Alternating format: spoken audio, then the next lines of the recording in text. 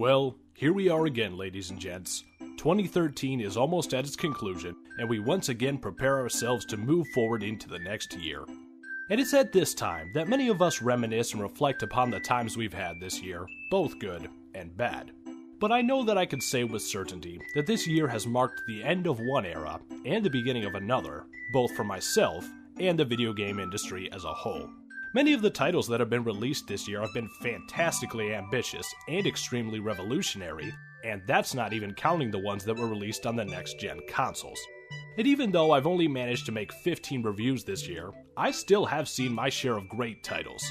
So, once again, I'll be listing my favorite games that I've played in 2013. Now, to clarify, not every game on this list is a game that was released this year, and if a game you like doesn't show up, it doesn't mean that I didn't like it. It's just that it either wasn't one of my favorites, or more than likely, I still haven't had a chance to play it yet. And finally, these games are listed in the order in which I played them. So, with that out of the way, let's jump right into number 1. Banjo-Kazooie. You know, for a title that came out over 15 years and 4 console cycles ago, this game could really teach some developers nowadays a thing or two about game design. It isn't often that I can say that. In fact, before the previous sentence, I don't think I've ever said that. But in all seriousness, when I was analyzing the intuitive gameplay, pretty good graphics for the time, overall level design, and amazing soundtrack, I was stunned to see the fantastic harmony that marries all of these elements together. It's playing titles like this that makes me miss the days when platformers were some of the best-selling series of their time, and also makes me sad that Rare is now little more than a hollow shell of its former self. But looking back upon this game helps me remember the good times I used to have, and always provides a glimmer of hope for the future when I begin to see elements from titles like this in modern releases. Number 2. Booker, are you afraid of God? No. But I'm afraid of you. BioShock Infinite.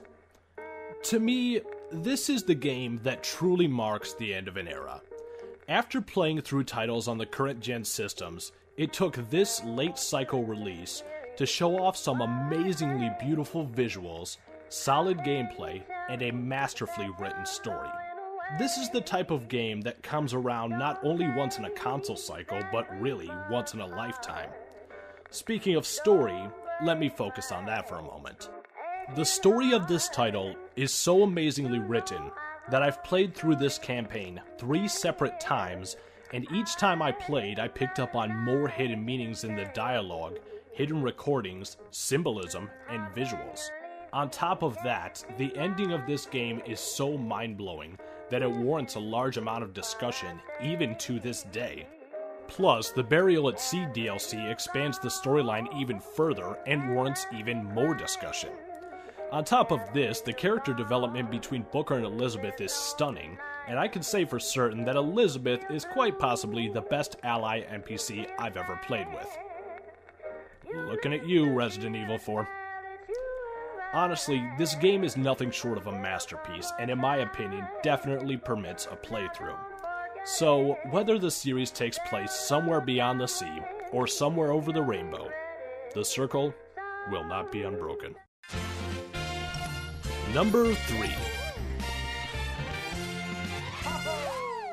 Metal Gear Solid 3 Snake Eater. Oh, Metal Gear Solid. You silly, silly series, you.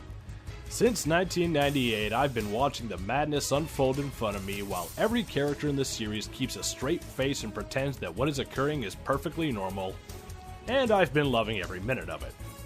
This title is no exception, and I would probably say that it's my favorite of the series.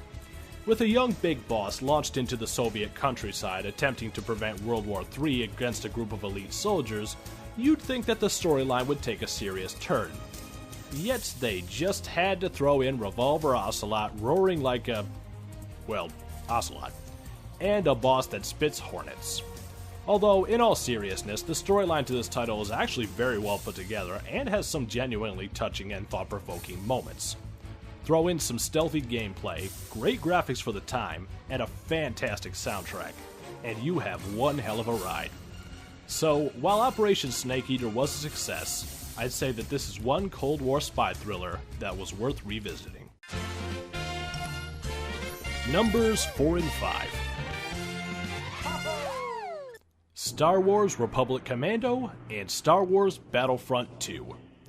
Two titles that I looked at in honor of the closing of LucasArts, which greatly showcased the capability of the now defunct developer. The first title, Republic Commando, followed the battles of an elite Republic Delta Squad during the Clone Wars. While this title was oddly short, it did do a fantastic job of showcasing first-person squad-based gaming, which was still fairly untapped at the time, along with showing off the potential camaraderie between the clones. Battlefront 2, along with being an extremely fun battle shooter, took this concept in their campaign and ran with it to the point where the player gets to see the potential conflict these troopers may have felt when being ordered to turn on their Jedi allies, and it also shows what becomes of these squads after the rise of the Empire. It's these two titles, along with many others, that make me sad to see this company gone, but with many of their IPs being picked up by other developers, there is still hope for the future of these series. So, while this company may no longer be with us, their legacy shall always be remembered, and I will continue to honor their legacy by playing these titles time and time again. Number 6. Spec Ops: The Line.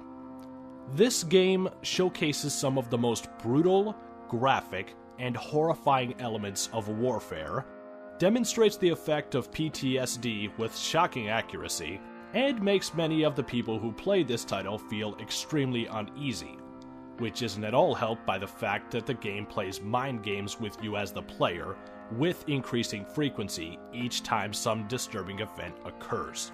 There were multiple points during this game in which I had to put down the controller and take a walk to clear my head, and after completing it, I had nightmares for 3 days.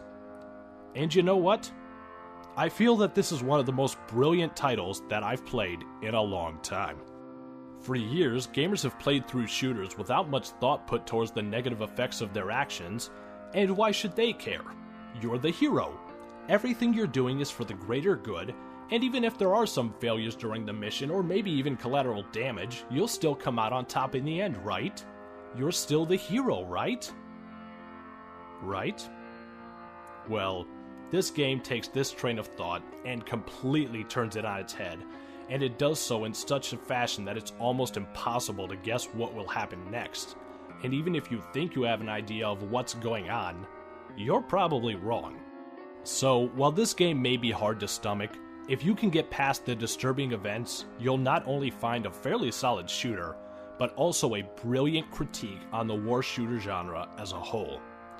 So, after playing this game, I've learned that war never changes, and I am no hero. Number 7. Grand Theft Auto 5. And of course, right after I talk about the desensitization of gamers after playing atrocious shooters, I jump right into GTA.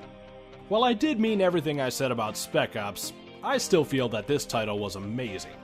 The evolution of the GTA series is absolutely astounding, and it really shows in not only the beautiful and massive Los Santos, but also in the game's ability to balance 3 separate storylines at once.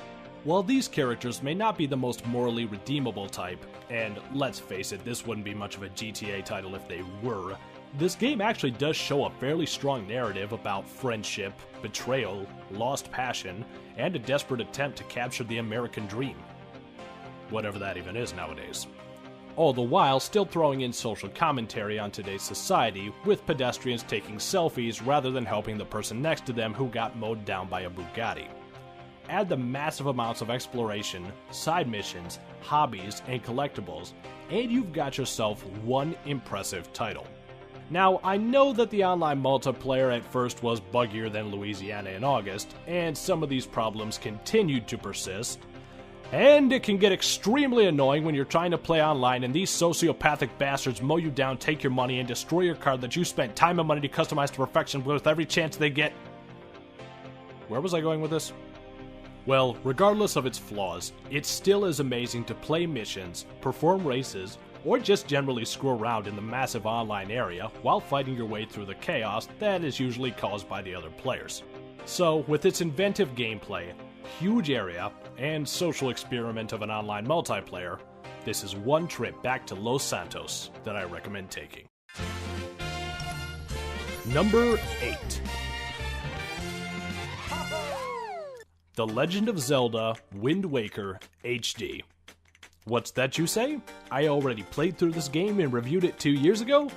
Well, actually you'd probably only say that if you followed my now defunct Blip TV channel, but yes, it's true, I actually have played through this game. So why does this HD remake deserve to be on this list? Because it's the best HD remake that I've ever played. Not only are the graphics in the respect of lighting, shading effects, textures, and colors all remastered, but the soundtrack has been redone, and the implementation of the Wii U gamepad greatly enhances the inventory system, navigation, and combat. Add on the new items and an entirely new game mode, and you have the ultimate Legend of Zelda Wind Waker experience.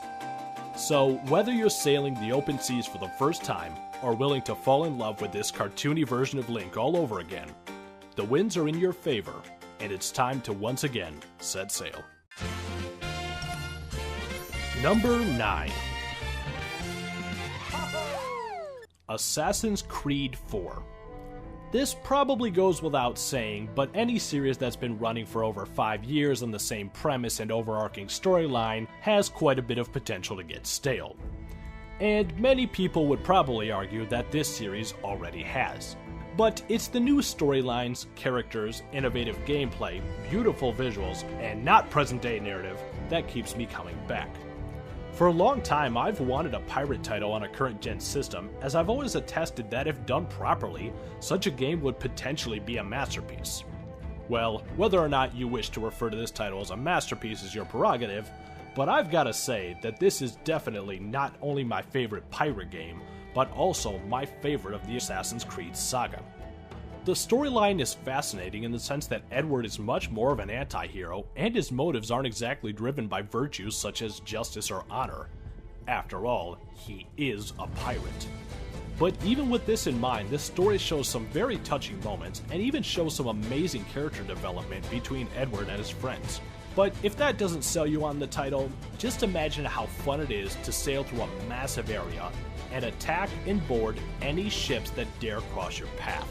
So, whether you want a pirate game, an Assassin's Creed game, or a mixture of the two, then I'd recommend checking this out. But whatever your decision may be, I know for certain that it's a pirate's life for me. Number 10. The Wolf Among Us.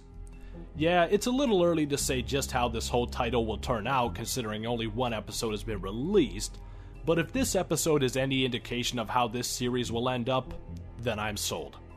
Serving as a prequel to the Fables comic book series by Bill Willingham, this game represents a fantastic noir crime drama, all while using the fantastic storytelling elements that Telltale Games is known for. Although many elements of this experience boil down to not much more than a point-and-click adventure, there are quite a few intense sequences, and much like the Walking Dead series, you will need to make some tough choices, which you may or may not regret down the line. So, while I eagerly await what the next episode brings, I'll continue enjoying Bigby Wolf's adventure down the rabbit hole of violence, intrigue, murder, and mystery. Number 11. Sonic Lost World. I was debating for a while whether or not I felt this game to be one of my favorites, but I think it was the game's childlike charm that won me over. Sure, the new gameplay elements, fairly solid controls, great soundtrack, and oddly interesting storyline were all a plus, but even with all the attempts in recent years to make a darker and edgier Sonic title, it's titles like this that make me believe that Sonic Team is beginning to understand its roots. Allow me to explain. This series revolves around a blue hedgehog and his friends of technicolor creatures attempting to stop an overweight mad scientist from kidnapping woodland critters. Why on earth would I suddenly begin to take this series seriously just because they started adding humans and a forcibly darker storyline? I don't, nor should I. This is instead earned by combining an interesting, mature theme with an overall more whimsical narrative. Now, this doesn't necessarily mean that it's just aimed towards children, as there are some actually pretty deep moments of character development if you can believe it or not. But this game understands this simple fact. This story is about a supersonic blue hedgehog. So why bother trying to be realistic, and why not try to have fun? So if you're willing to give the Sonic series another chance, again, then I believe you'll find a gorgeous, innovative, and above all else, fun experience that at the very least attempts to breathe some life into this series. Number 12. Pikmin 3. So, you want to play a very vibrant and colorful game about happy creatures giving you a helping hand in your time of need, do you? Well then go play fucking Animal Crossing, cause this is Pikmin. In all seriousness though, it still amazes me just how dark this series really is once you begin to read between the lines of the narrative and realize just how much harm you're doing to these poor creatures that ignorantly follow you around as though you are their savior. But on a lighter note, this sequel that came out almost a decade after the previous title is pretty damn impressive and shows off the capabilities of the Wii U in both graphics and gameplay. The implementation of 3 captains, integration with the gamepad, and much more innovative puzzle solving and combat techniques really makes for a very fun and memorable experience. It's titles like this that make me still hopeful for the success of this console. I honestly believe that if Nintendo focuses more on their original content such as this game, then we'll be able to see the full potential of their latest system. Speaking of which, allow me to move on to my final favorite game that I've played this year with number 13. Super Mario 3D World. Oh look, it's the game that's been used as the transitions for this entire video. And what a fantastic game this is. It really does my heart good to see a new Super Mario title that isn't following the formula of going to the right and avoiding death. It also helps that this game implements gameplay elements that are actually new, along with levels that don't feel like they're being rehashed from earlier in the game. Which is pretty impressive considering there are over 100 levels, and that's not even including the bonus games.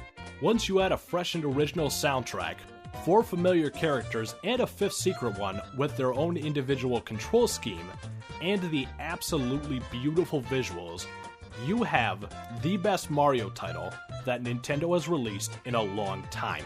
Seriously, if you are or ever have been a fan of the Super Mario series, then I would highly recommend checking this title out. This is one joyful experience that can be enjoyed by both the old and new generation of gamers alike. So, as we move forward onto another generation of gaming, I would just like to wish you all the best in the year of 2014. So, until we meet again, this is E-Dog, and I'm gonna actually try to make it to 100 reviews this year. Well, that is assuming YouTube's copyright system doesn't get a hold of me first. Shit.